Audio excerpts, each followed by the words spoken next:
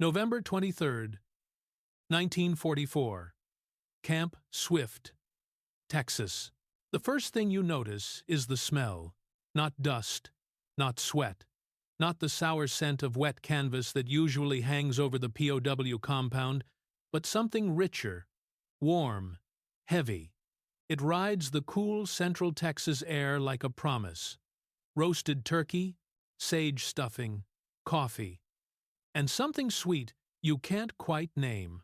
It drifts through the rows of low, tar-papered barracks and across the double line of barbed wire. It slides past the wooden watchtowers and the dark barrels of the M1 Garons resting in sentries' hands. It reaches the Germans. First, Gefreiter Karl Weiss steps out of Barracks 14B and pauses, his breath blooming white in the chilly morning. He pulls his thin wool overcoat tighter, boots crunching on the packed earth. The compound is quieter than usual. No shouted work details yet, no trucks idling at the gate. Just the low murmur of men in a dozen different accents, all sniffing at the same strange scent carried on the breeze. He closes his eyes and inhales. For a second, just a heartbeat. It could be home. Sunday in Würzburg. Mutter in the kitchen. The clatter of plates. His little sister laughing. Then someone jostles him from behind. Riechst du das? Do you smell that? It's Vogel, the big one from Hamburg. Blanket wrapped around his shoulders like a cape. His eyes are bright with suspicion and hunger. Karl nods once. Ja. Fleisch. Meat. From the guard tower beyond the wire, Private First. Class Joe Ramirez shifts his weight and rubs gloved hands together. Breath fogging the cold air. The sun is just crawling up over the pine scrub, throwing long shadows across the camp. Joe's M1 rests against the rail, bayonet fixed more from habit than need. He smells it too. Turkey, basted, and browning in the big mess hall ovens. Pumpkin pies cooling on racks. Potatoes mashed with more butter than any ration book should allow. Thanksgiving. Behind him, the American sector of the camp is waking up differently than usual. No PT this morning. No shouted cadence. Somewhere beyond the tower, someone laughs. A big, unguarded sound that doesn't belong in a war. Joe's stomach growls. He grins to himself. Hell of a way to spend Thanksgiving, huh? He mutters. Below, the Germans cluster in little knots, collars turned up. Eyes drifting toward the main gate where the smells are coming from. There's a jitter in the air. Curiosity, tension, hunger. You can feel it even from up here with Joe, looking down through the slats of the tower floor. A bell clangs somewhere near the administration building. Not the harsh metal on metal of an alarm, just a single, measured ring. The camp begins to move. Inside the American mess hall, Sergeant Tom Dwyer stands over a line of aluminum trays, sleeves rolled up, apron streaked with gravy and flour. He's been here since before dawn, supervising a small army of cooks and kitchen hands. 2 massive turkeys sit on cutting. Boards in front of him, skin crisp and golden. Steam curls up in lazy ribbons. Easy with that, Miller, he says, nodding toward a nervous private hefting a tray of cornbread across the slick floor. Drop that, and I'll have you peeling potatoes till Christmas. Miller grins, shifting his grip. Yes, sir, Sarge. Tom wipes his hands on a towel and glances out the narrow window. Beyond the glass, he can just see the faint outlines of barracks in the POW compound. Men in gray and brown, lean from camp rations, standing in small clusters, watching, waiting. He chews his lip. The idea had started as a joke, really. A half-serious comment over coffee 2 nights ago. Be something, wouldn't it? Someone from the guard detachment had said, if we let the Jerrys have some real Thanksgiving grub, show 'em how Americans eat. The chaplain had been there. So had the camp commander. They didn't laugh. Now, here he is, ladling gravy into steel pitchers, knowing this morning's orders are going to shock the men on both sides of the wire. He hears boots on the wooden steps outside the mess. The door swings open with a creak. Captain Harold Bennett steps in, uniform pressed, cap tucked under his arm, glasses fogged from the sudden warmth. "How's it coming, Sergeant?" "All set, sir," Tom replies. "Birds are ready. Potatoes, stuffing, beans, pie, even real coffee. If this doesn't convince him we're not starving, nothing will." Bennett smiles thinly. "That's the point." He leans on the windowsill and looks out at the POW compound. "You should see the look on some of those fellas' faces when the Red Cross parcels come through," he says softly. "They think it's propaganda. Food this good? For prisoners? They don't believe it." Tom shrugs. "Figure they'll believe their stomachs." Outside, a truck rumbles to life. Joe Ramirez watches it from his tower as it pulls out from behind the mess hall, its cargo bed stacked with covered trays and metal containers. The driver's breath puffs in the cold as he checks the tie-down straps. Another guard hops onto the back. Rifle slung, helmet chinstrap loose. Joe frowns, leaning out over the rail. "Hey, Sarge!" he calls down to the corporal at the base of the tower. "What's the chow truck doing?" "Headed for the wire." The corporal shades his eyes with a hand and watches the truck roll forward. "Orders from the old man," he calls back. "Special detail." "What kind of special?" The corporal just grins and shakes his head. "You'll see." Inside the POW compound, word spreads like fire in dry grass. The Americans are bringing food. Real food. Not the thin stew and bread they usually get, but the same rich smells wafting from the guarded side of camp.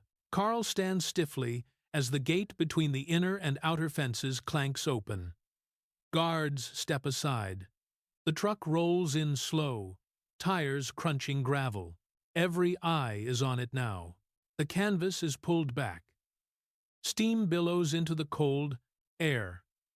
For a moment, it feels like the world stops breathing.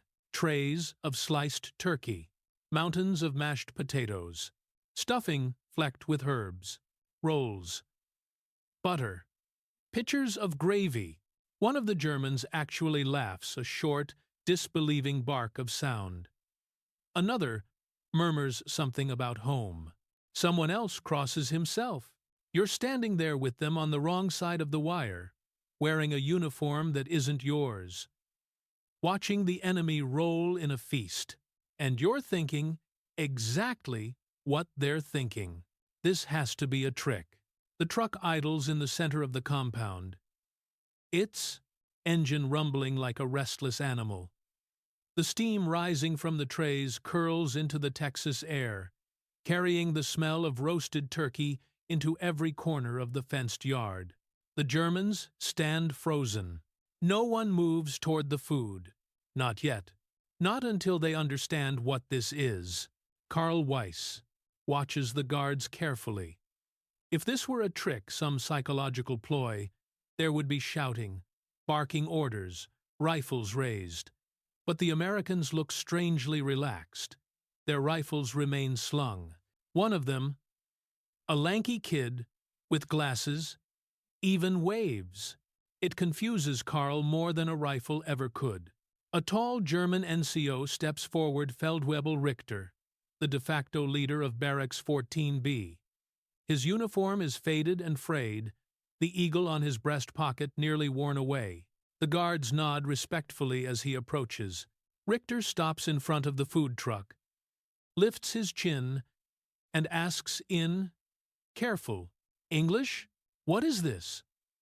Why bring this here?" Sergeant Tom Dwyer hops down from the truck bed, wiping his hands on his gravy-stained apron.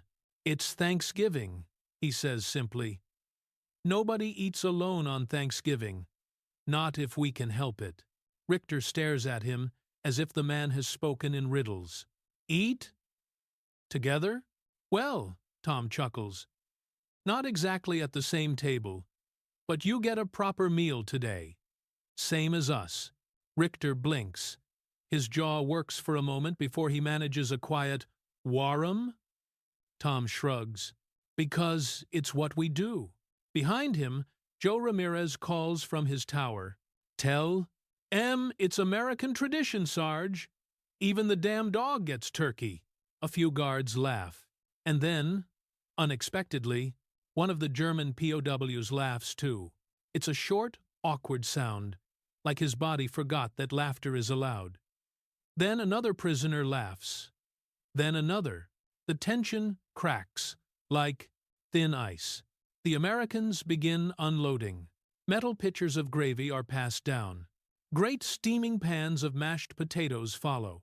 Trays of turkey, actual carved slices of turkey, rest on folding tables, the guards set up between the barracks rows.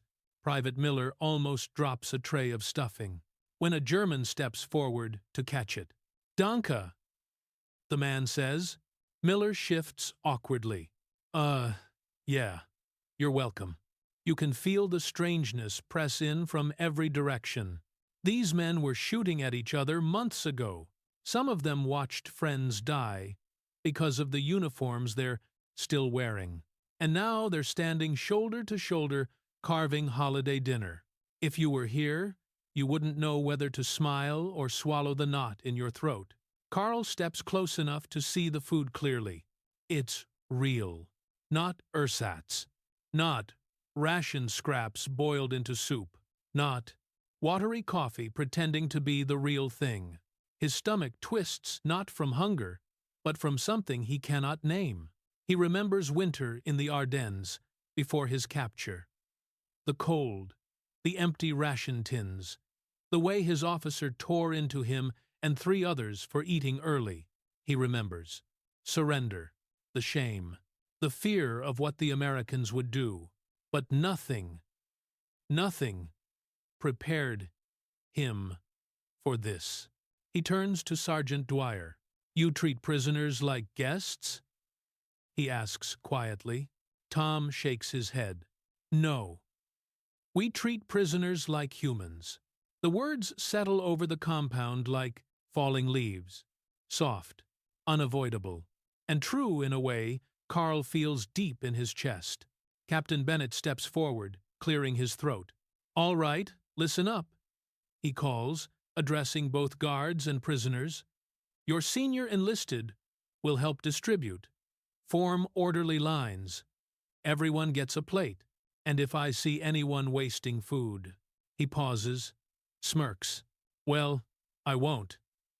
Because I know damn well none of you are that crazy."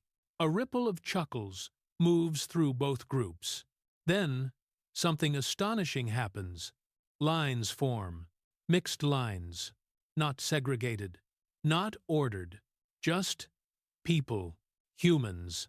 Hungry and tired and worn down by 2 brutal years of war, gathering for the closest thing to peace any of them have seen in a long time.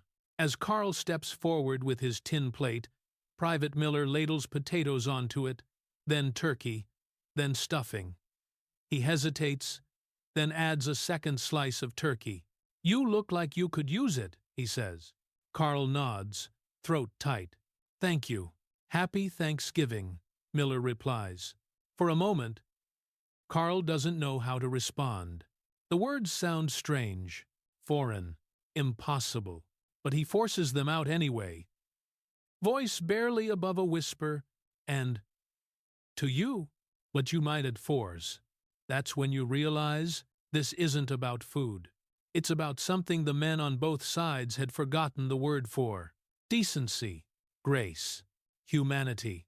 A German prisoner bites into a roll and closes his eyes, face softening. Another wipes at his eyes and mutters something about his mother's cooking. A group of Americans and Germans trade cigarette brands with cautious curiosity. Someone starts humming a tune. Soft, broken, but familiar, still knocked. And then, unbelievably, an American joins in. The camp goes quiet. Two enemies hum the same melody in a dusty Texas yard, surrounded by barbed wire, and in the fading November light, it feels like the world holds its breath. The humming of Still Knocked drifts through the compound like a fragile thread, barely strong enough to reach the far fence line, yet powerful enough to make both guards and prisoners stop. Mid-bite, Private Joe Ramirez, still perched in his watchtower, sets his forearms on the railing and listens. The Germans sing it softly, tentatively, like men unlearning fear, one breath at a time. When the Americans join in, the world seems to tilt. Joe murmurs, "Never thought I'd hear that in Texas." Below him, the feast continues, not hurried, not chaotic, but calm. A guard refills a German's coffee cup. A POW hands a roll to a private who dropped his. Someone jokes about how the mashed potatoes need more salt. Laughter follows. Real laughter. And that's when it truly becomes clear. For one night, the war has been pushed outside the barbed wire. Carl Weiss sits on an overturned crate, tin plate balanced on his knees. Steam rises from the turkey slice, rich and fragrant. He chews slowly, reverently, as if afraid the taste will vanish if he swallows too fast. Feldwebel Richter sits beside him, posture stiffer, more controlled. But even he cannot hide the way his eyes soften with each bite. "This is—" Richter begins, searching for the word. Carl finishes it for him. "Unbelievable." Richter nods. "Yes, that." Carl glances at the guards nearby. Some sit on the steps of the nearest barracks, eating off their own trays. Others lean against the fence, sipping coffee from tin mugs. The distance between them has shrunk, not erased, not forgotten. "They treat us better than some of our own officers," Carl murmurs. Richter sighs, rubbing his temples. "We lost this war," he says quietly. "But maybe we lost it to better men than we thought." Carl doesn't answer. He doesn't trust his voice. Sergeant Tom Dwyer finally takes a moment to sit, easing himself onto a crate near the truck. His back aches from hours in the kitchen. His hands are raw, but he feels lighter somehow, like all the cold, gray weight of war has cracked open just enough to let in a sliver of warmth. A German prisoner approaches an older man with graying temples and immaculate posture. His uniform sleeves are neatly rolled. He carries his empty plate in both hands, carefully, respectfully. "Sergeant," the man says in accented English, "I thank you. This—" he gestures vaguely at the tables, the food, the sharing. "This is something I will remember my entire life." Tom rubs the back of his neck. "It's Thanksgiving." We take it seriously. "You serve enemies as if they are neighbors," the man says, almost incredulous. Tom pauses, then shrugs softly. "Maybe. 'Cause someday we won't be enemies." The German swallows hard and bows his head slightly before returning his plate. Tom watches him walk back toward the tables and feels something stir inside his chest. Something he hasn't felt since before he shipped out. Hope. Night begins to settle over Camp Swift. The sky turns a deep Texas violet. The first stars blink awake. The air cools until breaths once again billow in pale clouds. Guards light a few lanterns. Germans gather in tighter circles for warmth. A private strums a guitar softly, the melody warm and simple. Then Captain Bennett steps into the center of the compound, a cup of coffee steaming in his hand. He clears his throat. Men on both sides turn. "I'm no preacher," he begins, "so I'll keep this short. Today's Thanksgiving, and no matter what uniforms we wear, no matter where we were last year or where we'll be next year, today we sat down and remembered we're people first." The lantern light flickers across faces. American, German, young, weary, scarred. Bennett raises his cup slightly. To peace, when it finally gets here, he says. Silence follows for just a moment, then soft, steady applause. From both sides of the wire, Carl watches the Americans clapping alongside his own comrades and feels a strange tightness in his chest. Not fear, not shame, something gentler, something dangerous in its own way. He whispers, I never thought I would break bread with my captors. Vogel, sitting beside him, chuckles. Today, they were not captors. Carl nods. No, they were hosts. As darkness deepens, the last of the trays are collected. Guards escort the truck out. The gates clank shut. The routines of wartime return. The rifles, the towers, the boundaries, but something in the air has changed. Something fundamental, something quiet and powerful. Humanity, Carl realizes, can survive even in a POW camp, even behind barbed wire, even in 1944. He lies awake late that night, hands folded behind his head, staring at the dark rafters of the barracks. Tomorrow, the war resumes. Tomorrow, they will be prisoners again. Tomorrow, the world will be cold once more. But today was Thanksgiving. And for a few, rare hours, enemies remembered they were men. Long after the lanterns were extinguished and the compound fell quiet, Camp Swift held its breath beneath the cold November sky. Yet, inside Barracks 14B, sleep did not come easily. Carl Weiss lay on his cot, staring upward, listening to the breathing of 40 other men, some snoring softly, others whispering in the dark. The taste of turkey still lingered faintly on his tongue. That unreal warmth in his chest still lingered too. Across the aisle, Vogel murmured, Carl, you awake? Carl turned his head. Ja. Vogel shifted under his blanket. Do you think they meant it? The kindness? Carl hesitated before answering. Yes, I think they did. The barracks grew silent again. But outside, the watchtower lamp swung slowly back and forth, casting long, soft arcs across the gravel. And somewhere above them, Private Joe Ramirez leaned against the wooden railing, looking out at the huddled shapes of the POW barracks. He wasn't supposed to think about the men inside as anything but prisoners, numbers. But after tonight, that was impossible. He tapped the butt of his M1 absently and whispered, Hope you boys slept good. You earned it. Morning arrived with a biting wind that swept through the compound and rattled loose shingles on the roofs. The normal routines resumed immediately. Roll call, counting, inspections, but something felt different. The guards' voices were calmer. The Germans stood straighter. There was a quiet civility in the air. An invisible handshake exchanged between men who had shared a meal instead of bullets. Sergeant Tom Dwyer watched the POWs march to their work assignments and noticed something startling. They looked lighter, less beaten down, more human. One prisoner even nodded politely when Tom passed. Tom returned the nod without thinking. Only afterward did he realize how strange but satisfying it felt. 2 weeks later, a Red Cross official visited the camp.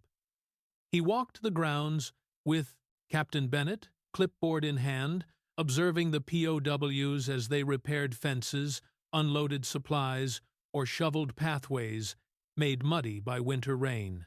These men seem in remarkably good condition, the inspector noted. Morale appears higher than in other camps. Bennett just smiled behind his coffee cup. Had ourselves a little breakthrough over Thanksgiving, he said. The inspector looked puzzled. Breakthrough? Let's just say, the captain replied.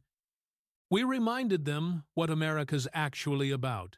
December rolled in, bringing colder nights and a strange sense of expectancy. Mail arrived from home. Snow dusted the pines around the camp. Prisoners carved small wooden toys, ornaments, and figurines in their spare hours. Carl spent evenings whittling a small bird oak, smooth polished, wings outstretched. He wasn't sure why he carved it. Maybe because it reminded him of something he hadn't felt since the war began: freedom. On December 20th, as he sat near the barrack stove sanding the final details, a shadow fell over him. Private Miller, the same young guard who had served him potatoes on Thanksgiving. Carl looked up cautiously. Miller shifted, awkwardly, rubbing his gloved hands together. "Hey," the private said. "I, wanted to ask, did you guys like the food? I mean, really like it? I'm kinda new at kitchen duty." Carl blinked. Like it? It was unforgettable. Miller's face flushed red with pride.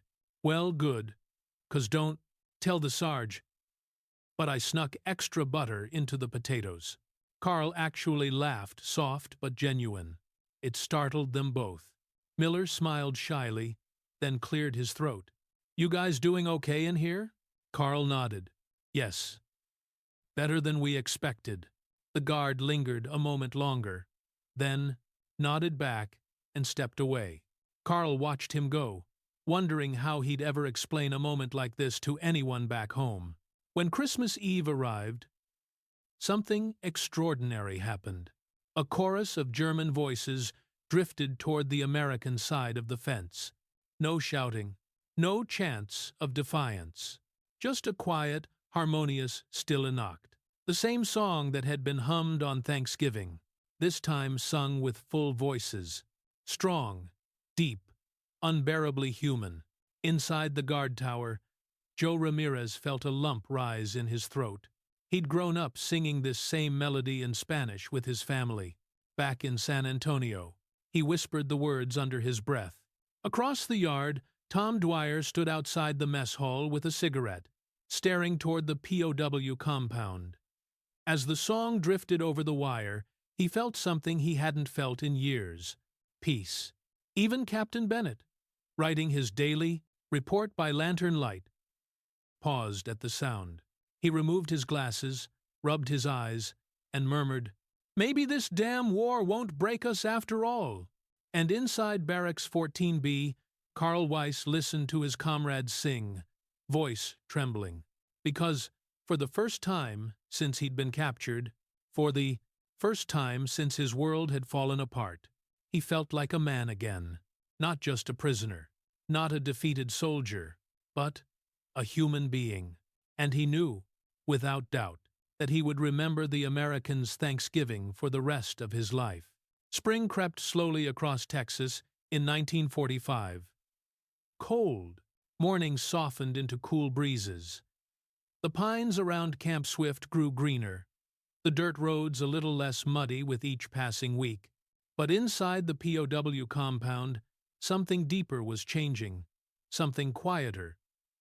The men who had once stood rigid, suspicious, and hollow-eyed now carried themselves differently. They worked with more purpose. They spoke with less bitterness. They greeted the guards not with fear or resentment, but with cautious dignity.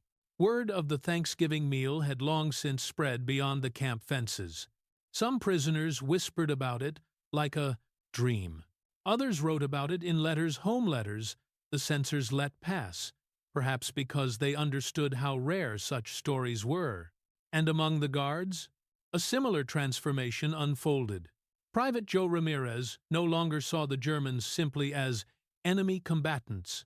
Sergeant Tom Dwyer, no longer thought of them as future threats. Even Captain Bennett, stern, rule-bound.